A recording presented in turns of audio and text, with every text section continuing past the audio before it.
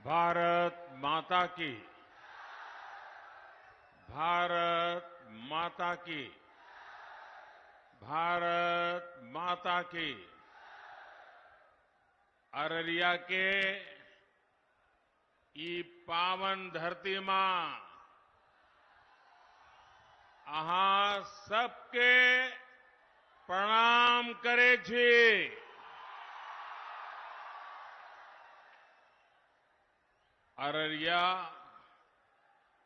फणीश्वर नाथुरायण जी की भूमि है और जब जब भी मुझे यहां आपके बीच आने का अवसर मिला है, हर बार बाबा मदनेश्वर और मां काली की कृपा और आप जनता जनार्दन आपका भरपूर आशीर्वाद मिला है। आज भी अररिया और सुपौल का ये स्नेह मेरे लिए बहुत बड़ी ऊर्जा है, बहुत बड़ी शक्ति है। मैं आपको विश्वास दिलाता हूं, आपके इस कर्ज को उतारने के लिए मैं और ज्यादा मेहनत करूंगा और तीसरे कार्यकाल में आपके हित में, देश के हित में और ज्यादा बड़े फैसले देश लेने वाला है। साथियों, मैं हिंदुस्तान के कोने कोने में इन दिनों जनता जनार्दन के आशीर्वाद मांगने के लिए जा रहा हूं और देश के कोने में जहां जहां गया, शहर हो, गांव हो, पुरुष हो, स्त्री हो, युवा हो, युवती हो, पूरे देश एक ही बात कह रहा है, फिर एक बार, फिर एक बार, फिर एक बार। भाइयों और बहनों, आज दूसरे चरण का मतदान भी चल रहा है। ये लोकतंत्र का महापर्व है। मेरे सभी मतदाताओं से, विशेषकर युवा वोटर से अपील है कि ज्यादा से ज्यादा संख्या में वोट डालने के लिए जाएं। मैं जानता हूं गर्मी का समय है, लेकिन विपरीत परिस्थितियों में भी हमें देश के हित में, लोकतंत्र की मजबूती के लिए वोट देने का अपना कर्तव्य निभाना ही चाहिए। हमें एक कदम भी पीछे नहीं रहना चाहिए। और मेरा तो आपसे भी आग्रह है, जब आपके यहां मतदान का दिवस हो, हर पोलिंग बूथ में यात्रा निकाल करके 20-20, 25-25 लोग गीत गाते गाते, थाली बजाते बजाते, उत्सव मनाते मनाते पोलिंग स्टेशन पर वोट देने के लिए जाना चाहिए। पोलिंग बूथ पर उत्सव का वातावरण होना चाहिए। ये लोकतंत्र है। प्रचार में कितनी ही तू मैं चलती रहे, लेकिन मतदान का दिन पूरे इलाके का उत्सव का दिन होना चाहिए। साथियों, 2024 का ये चुनाव भारत को आर्थिक और सामरिक रूप से शक्तिशाली बनाने के लिए चुनाव है, और इसमें बिहार के आप सभी मेरे जागरूक भाई बहनों की बहुत बड़ी भूमिका है। गुलामी के लंबे कालखंड से पहले जब बिहार समृद्ध था, तब भारत एक महाशक्ति था। आज जब भारत दुनिया की तीसरी सबसे बड़ी आर्थिक महाशक्ति बनने के लिए चल पड़ा है, तो बिहार की भी इसमें बहुत बड़ी भूमिका है। बिहार के लोगों की प्रतिभा, यहां के लोगों की बौद्धिकता, यहां के लोगों की परिश्रम की पराकाष्ठा करके दिखाने का जो जज्बा है ना, ऐसा जज्बा कहीं और देखने को नहीं मिलता है।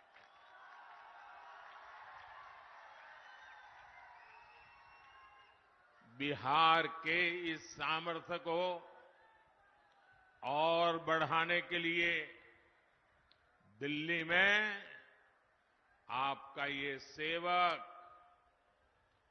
और यहां बिहार में हमारे नीतीश जी और उनकी पूरी टीम पूरी शक्ति से काम कर रहे हैं। साथियों, आरजेडी कांग्रेस के इंडी गठबंधन को ना देश के संविधान की परवाह है और ना ही लोकतंत्र की परवाह है। ये वो लोग हैं जिन्होंने दशकों तक बैलेट पेपर के बहाने लोगों का, गरीबों का अधिकार छीना। पोलिंग बूथ लूट लिए जाते थे, बैलेट पेपर लूट लिए जाते थे। बिहार के लोग साक्षी हैं कि कैसे आरजेडी कांग्रेस के शासन में चुनावों में मतदान पत्र, बैलेट पेपर लूटे जाते थे। इतना ही नहीं, गरीबों को तो वोट डालने के लिए घर से बाहर भी नहीं निकलने दिया जाता था। मेरे दलित भाई बहन, मेरे पिछड़े भाई बहन, उनको तो डंडे के चोट पे घर के बाहर निकलना मना कर दिया जाता था। अब जब गरीबों को, देश के ईमानदार मतदाता को ईवीएम की ताकत मिली है, तो ये जो चुनाव के दिन लूट चलाते थे, वोट हड़प करने के खेल खेलते थे, इन लोगों से बर्दाश्त नहीं हो रहा था। अभी भी वो परेशान है और इसलिए उनका दिन रात यही काम रहता है, कैसे भी करके ईवीएम हटना चाहिए,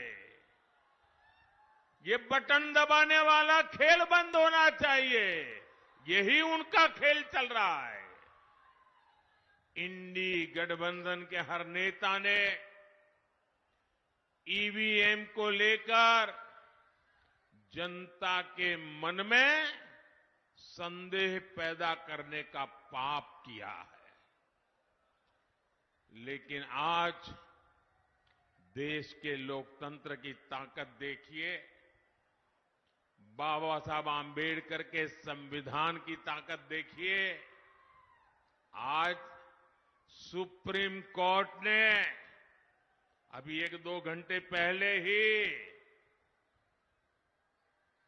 मतपेटियों को लूटने का इरादा रखने वालों को ऐसा गहरा झटका दिया है, ऐसा गहरा झटका दिया है कि उनके सारे सपने चूर चूर हो गए हैं। आज उच्च न्यायालय ने, सुप्रीम कोर्ट ने साफ साफ कह दिया है कि बैलेट पेपर वाला पुराना दौर वापस लौट करके नहीं आएगा। आज जब पूरी दुनिया भारत के लोकतंत्र की,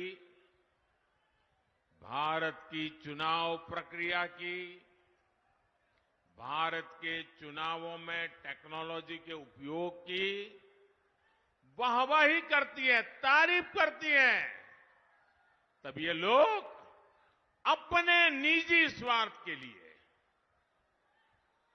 बदनीयत से ईवीएम को बदनाम करने पर लगे पड़े थे। इन्होंने लोकतंत्र के साथ लगातार विश्वासघात करने की कोशिश की है, लेकिन आज इन्हीं लोगों को देश की सर्वोच्च अदालत ने, सुप्रीम कोर्ट ने ऐसा करारा तमाचा मारा है, ऐसा करारा तमाचा मारा है, ये अब मुंह ऊंची करके देख नहीं पाएंगे जी।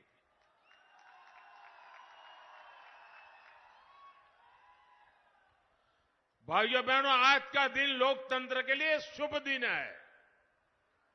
आज का दिन लोकतंत्र के लिए विजय का दिन है। मेरे साथ मैं नारा बुलवाता हूं, बोलिए।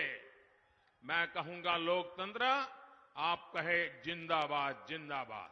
लोकतंत्र, लोकतंत्र, लोकतंत्र। मैं दूसरा नारा बुलाता हूं, बाबा साहब आम्बेडकर अमर रहे, अमर रहे। बाबा साहब आम्बेडकर, बाबा साहब आम्बेडकर, बाबा साहब आम्बेडकर। इंडी गठबंधन के हर नेता को देश की जनता की माफी मांगनी चाहिए। माफी मांगनी चाहिए कि नहीं मांगनी चाहिए? माफी मांगनी चाहिए कि नहीं मांगनी चाहिए? साथियों, आज देश में राजनीति की 2 मुख्य धाराएं बन गई हैं। एक धारा बीजेपी और एनडीए की है, जिसका मकसद है देश के लोगों को सशक्त करना, हर लाभार्थी के दरवाजे तक खुद जाकर उसे लाभ पहुंचे। इसके विपरीत एक ऐसी धारा है कांग्रेस और आरजेडी की, इंडी गठबंधन वालों का मकसद है देश के लोगों से छीनना, उन्हें तरसाकर रखना और खुद की तिजोरी भरना। जैसे कांग्रेस हो या आरजेडी, इन दोनों पार्टियों ने बिहार के लोगों को विकास के लिए तरसा कर रखा। इन दोनों पार्टियों ने मिलकर बिहार के करोड़ों लोगों को दाने दाने का मोहताज बना दिया था। किसी के पास खेत खलिहान है तो नौकरी के बदले उसकी जमीन छीन लो, किसी पास नौकरी है तो तनख्वाह छीन लो, किसी के पास गाड़ी है तो गाड़ी छीन लो, कोई थोड़ा भी सामर्थ्यवान है तो उसका अपहरण करवा लो। यही जंगल राज के दिनों का हाल था। यही आरजेडी और कांग्रेस के शासन का तरीका था। नीतीश जी ने और बीजेपी के लोगों ने और एनडीए के सब साथियों ने बड़ी मेहनत करके बिहार को उस जंगल राज से बाहर निकाला है। अब एनडीए की सरकार मिलकर प्रयास कर रही है कि हर लाभार्थी के दरवाजे पर पहुंचे उन्हें अपनी योजनाओं से जोड़े। पिछले 10 साल में बिहार के लोगों को 50,000 करोड़ रुपए, ये आंकड़ा याद रखोगे? मेरे बिहार के लोग तो बहुत जागरूक है। मैं जो आंकड़ा बोल रहा हूं याद रखोगे? जरा आप जवाब दे तो मैं बोलूं। जो मैं आंकड़ा बोल रहा हूं याद रखोगे? जो आंकड़ा मैं कह रहा हूं याद रखोगे? 50,000 करोड़ रुपए से ज्यादा डायरेक्ट बेनिफिट ट्रांसफर के तहत सीधा दिल्ली से आप सब लोगों के खाते में भेजे गए हैं। 50,000 करोड़ रुपया। अररिया और सुपौल के किसानों के बैंक खाते में पीएम किसान सम्मान निधि के 1,600 करोड़ रुपए जमा हुए हैं। कोई बिचौलिया नहीं, कोई रिश्वत नहीं, कोई कट नहीं, कोई चोरी नहीं, सीधा किसान के खाते में मोदी ने भेजा है। यहां अररिया और सुपौल दोनों जिलों में गरीबों को 3 लाख पक्के घर मिले हैं। 3 लाख पक्के घर। साथियों, बहनों बेटियों के जीवन को आसान बनाना ये एनडीए की प्राथमिकता है। बहनों को उनकी सुविधा के लिए नल से जल मिला है, शौचालय मिला है, मुफ्त बिजली कनेक्शन मिले हैं। एनडीए सरकार की मुफ्त राशन की योजना ने हमारी माताओं, बहनों, बेटियों की बहुत बड़ी चिंता समाप्त कर दी है। 5 लाख रुपए तक के मुफ्त इलाज वाली आयुष्मान योजना बहनों बेटियों के लिए नई संजीवनी बनाई है। भाइयों बहनों, हम लोग तो जानते हैं अपने परिवारों में, क्योंकि मैं भी तो आप ही की तरह बिल्कुल सामान्य परिवार से, गरीब परिवार में पैदा होकर के आया हूं, और इसलिए मैंने उन दुख दर्द क्या होता है ना, वो जी करके आया हूं। आपने भी वही देखा है।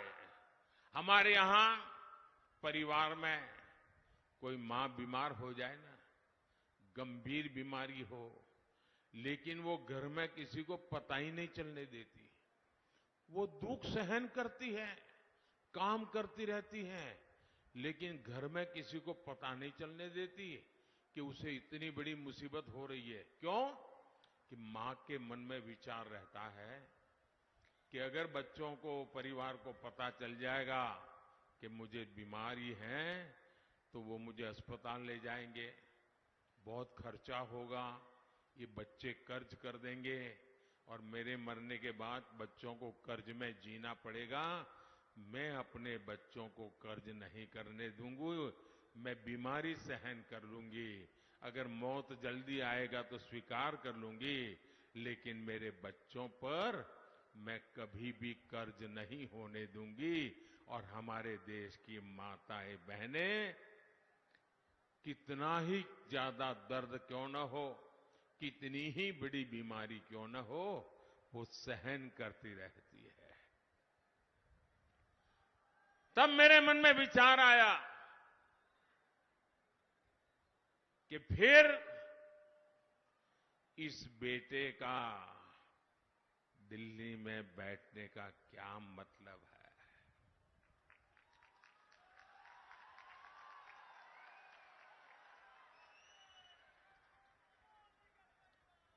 अगर गरीब का बेटा दिल्ली में बैठा है, आपका बेटा दिल्ली में बैठा है, तो हर मां मेरी मां है।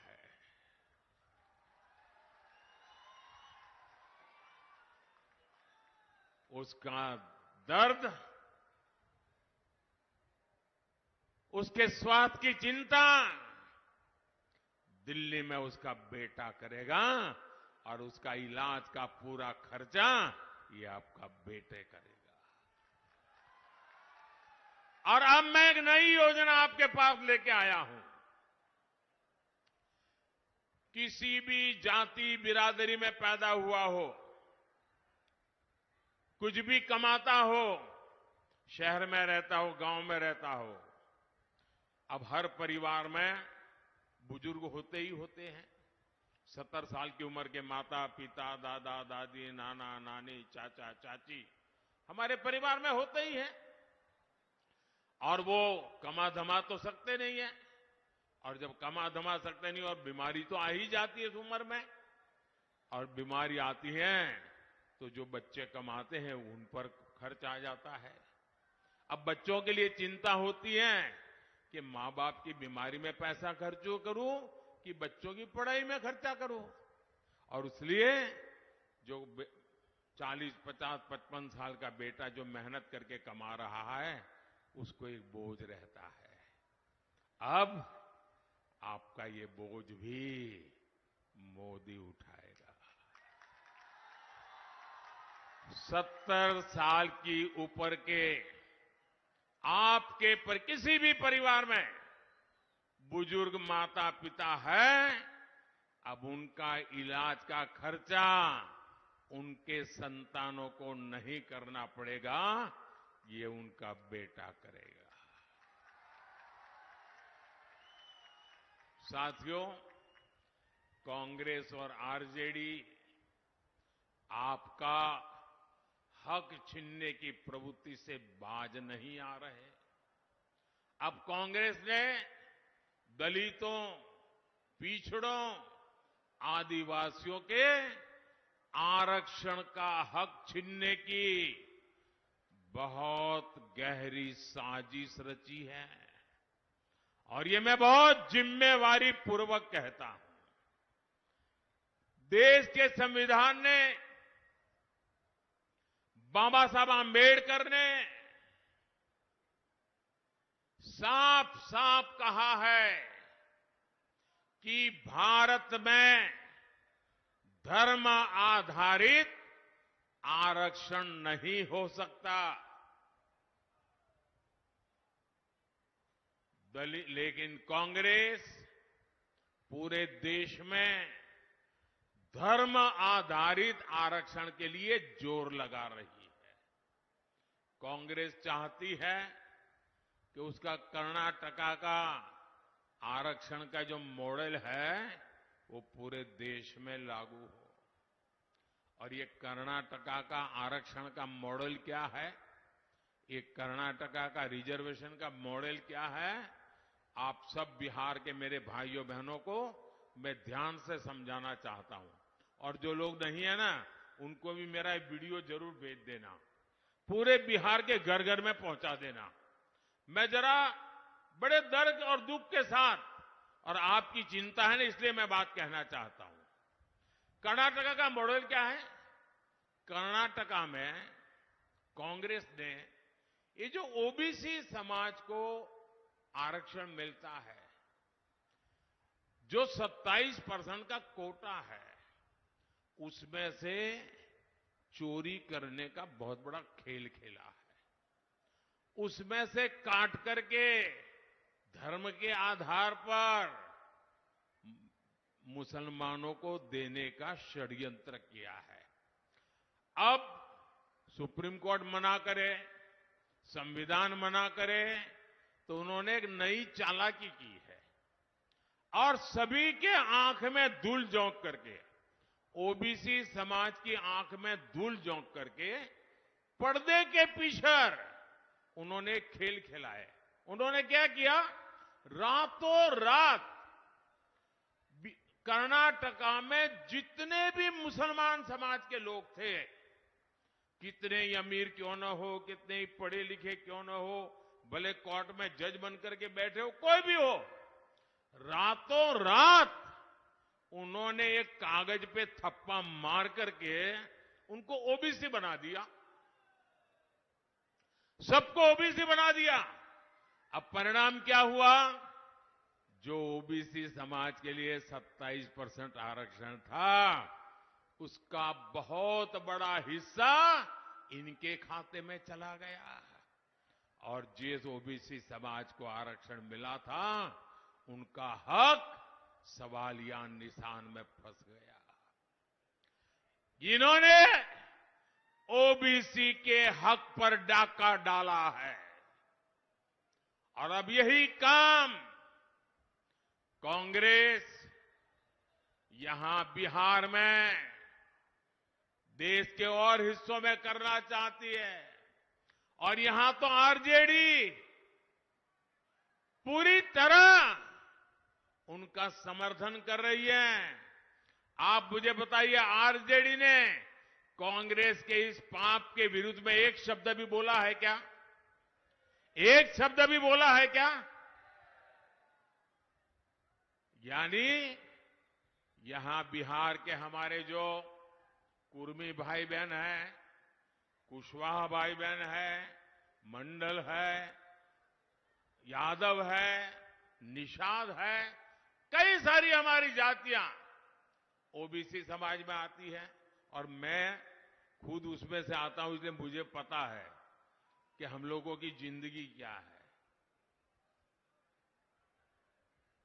ओबीसी जातियों का आरक्षण छीनकर कांग्रेस अपने चहेते वोट बैंक को देना चाहता है। मैं जरा मेरे बिहार के जागरूक नागरिकों से पूछना चाहता हूं, आप मुझे पूरी ताकत से जवाब देंगे? आप सब मुझे जवाब देंगे? जो पीछे खड़े हैं वो भी जवाब देंगे, जो इधर बैठे हैं वो भी जवाब देंगे, जो इतने दूर से मुझे देख नहीं पा रहे वो भी जवाब देंगे। क्या आप ओबीसी के आरक्षण को लूटने देंगे? क्या आप ओबीसी के आरक्षण पर डाका डालने देंगे? क्या आप अपना हक जाने देंगे?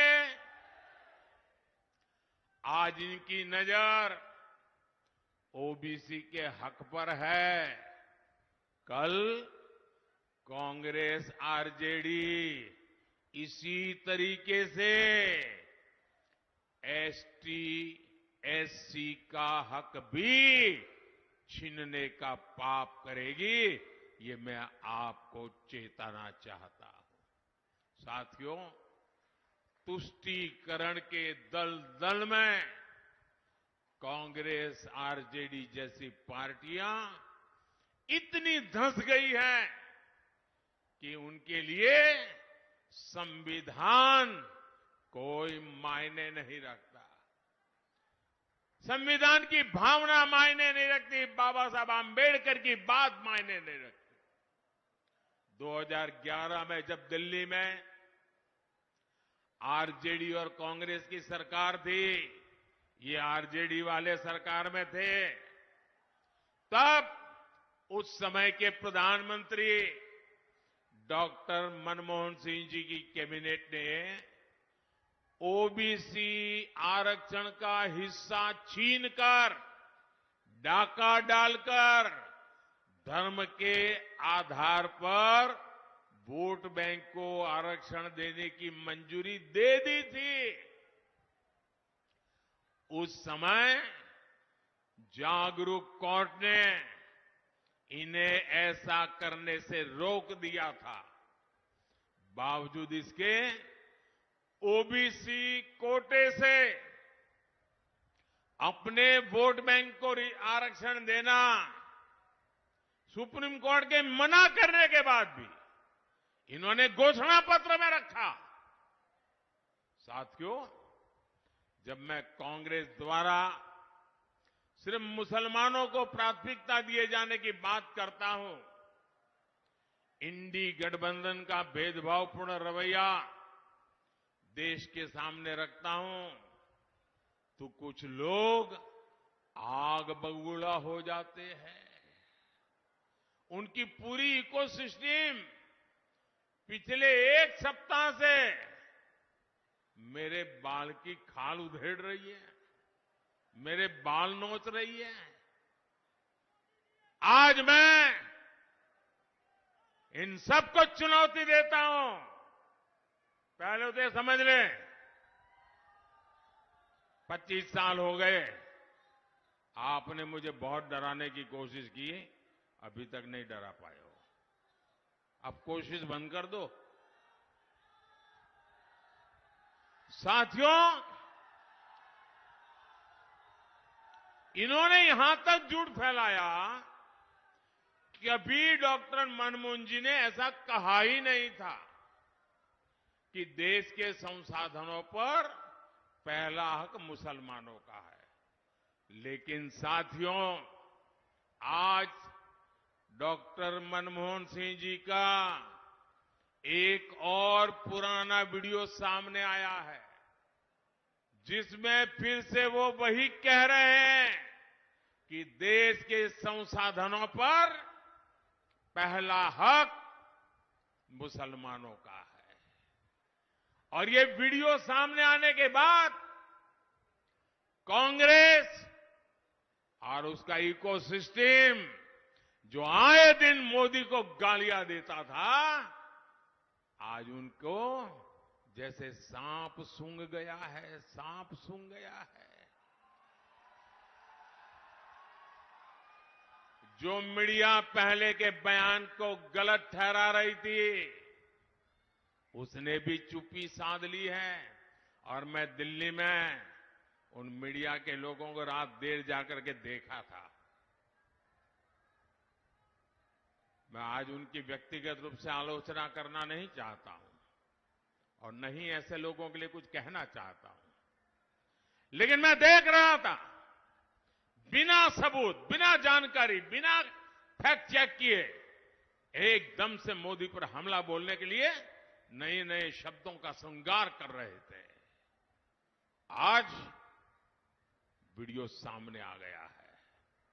मेरा तो मीडिया से आग्रह है कि वो इस वीडियो, मनमोहन सिंह जी के वीडियो को देश को दिखाने की हिम्मत करें, जरा देश की जनता को जागरूक करें। नहीं करेंगे, ये इनका इकोसिस्टम है, देखना आप शाम तक गोलमोल करके डिब्बे में बंद कर देंगे। देश को भी जानना चाहिए कि इंडी गठबंधन ने 10 वर्षों तक किस मानसिकता से सरकार चलाई है।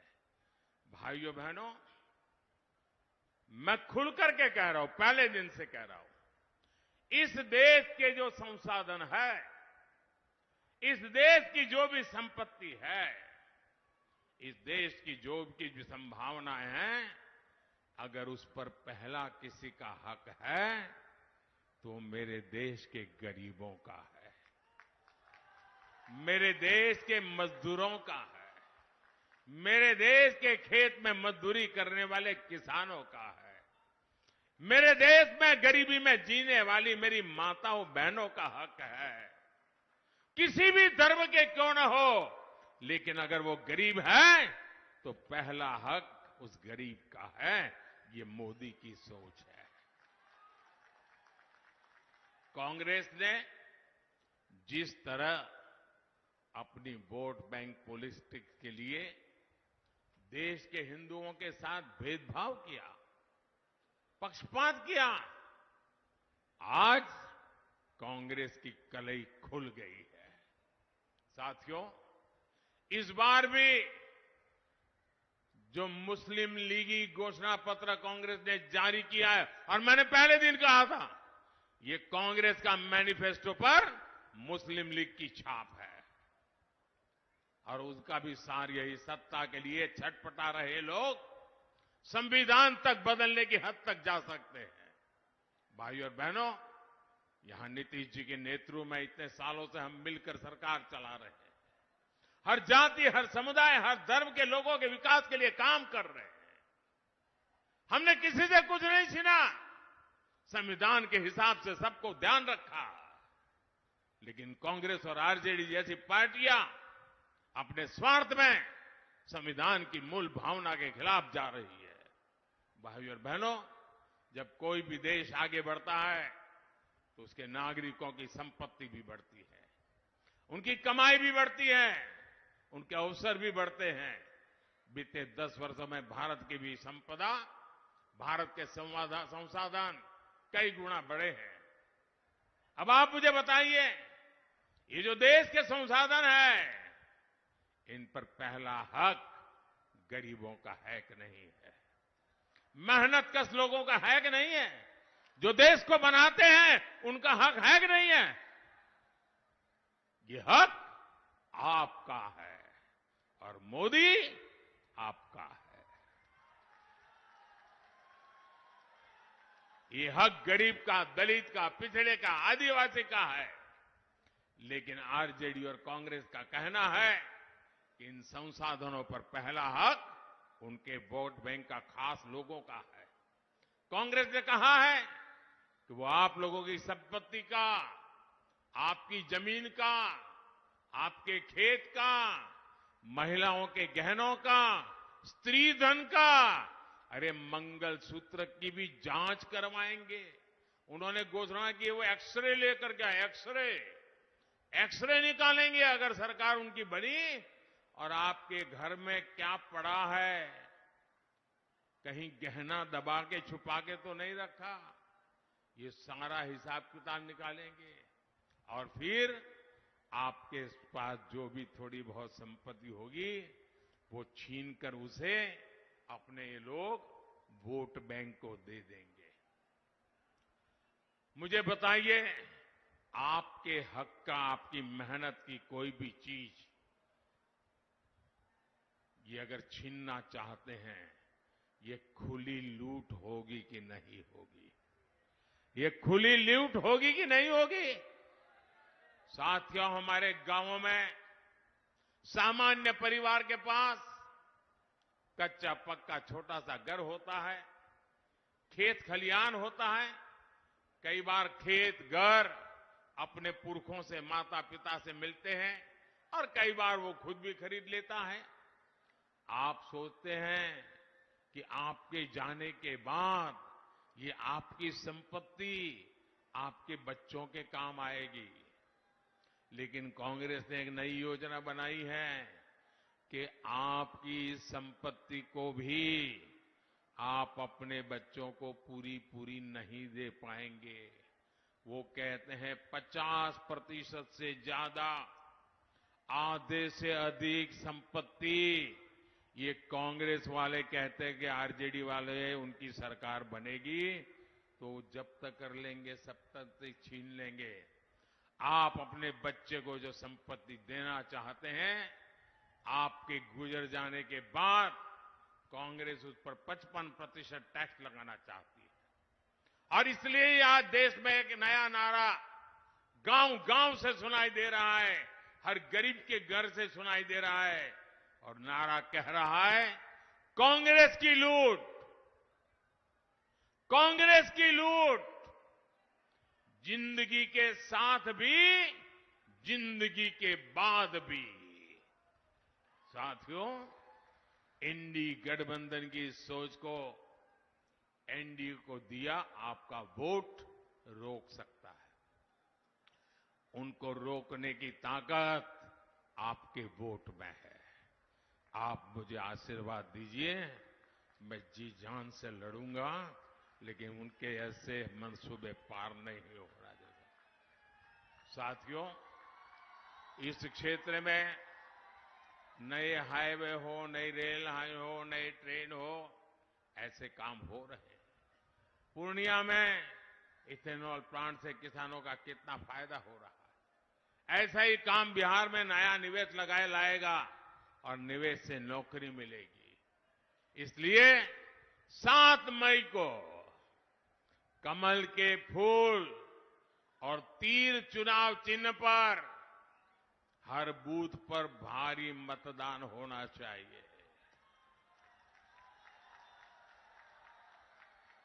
अररिया से मेरे साथी भाई प्रदीप कुमार सिंह और सुपौल से हमारे जेडीयू के साथी दिलेश्वर कामेत जी को आप जो वोट देंगे ना, वो वोट सीधा सीधा मोदी को मिलने वाला है। तो घर घर जाएंगे, ज्यादा से ज्यादा वोट करवाएंगे। मेरा एक और काम करिएगा, घर घर जाइएगा और कहिएगा कि मोदी जी आए थे, मोदी जी ने आपको प्रणाम कहा है, मेरा प्रणाम हर घर को पहुंचा देना। मेरे साथ बोलिए, भारत माता की, भारत माता की, भारत माता की। बहुत बहुत धन्यवाद।